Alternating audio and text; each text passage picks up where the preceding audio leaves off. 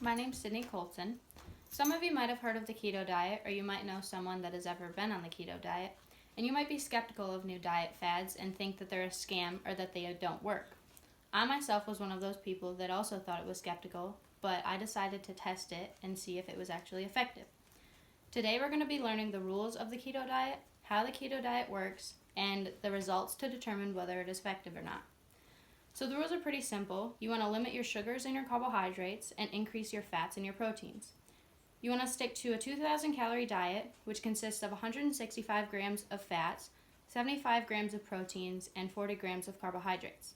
You want to try to stay below 50 grams of carbohydrates every single day so that you stay in ketosis.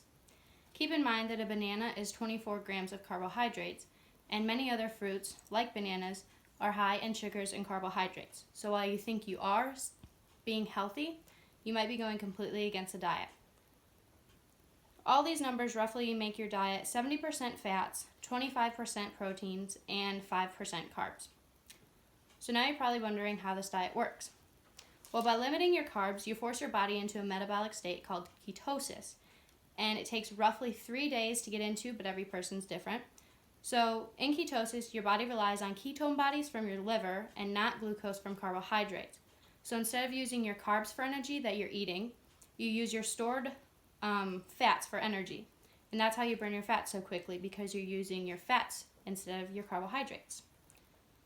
So the results of the diet are as followed. It's seen a lot of weight loss, increased energy. You're not as hungry on this diet because you're limiting what you eat instead of how much you're eating. And your blood pressure lowers. People with type 2 diabetes can go on this diet because it does lower your blood glucose levels and your triglycerides, which is sugar in your blood. And it is noted by Harvard that it can reduce seizures in young children. I found a study by Clinical Cardiology, and they did a study on 83 obese patients for 24 weeks. They had these obese patients go on the keto diet. They found that their BMI and their weight decreased, their low-density lipoprotein, which is their bad cholesterol, decreased, their high-density lipoprotein, which is their good cholesterol, increased, their triglycerides, which is their fat in their blood, as I mentioned, decreased, and their blood pressure got significantly better. The average weight when they started was 226 pounds, and the average weight when they ended was 189 pounds, which is roughly 40 pounds average that all of the patients lost. For me, myself, after I went on the diet, I started January 6th, so it's been almost 4 months now.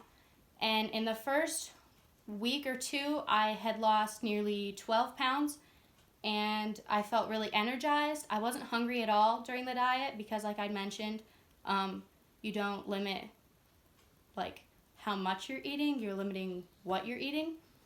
And the last 4 months, I've lost nearly 20 pounds.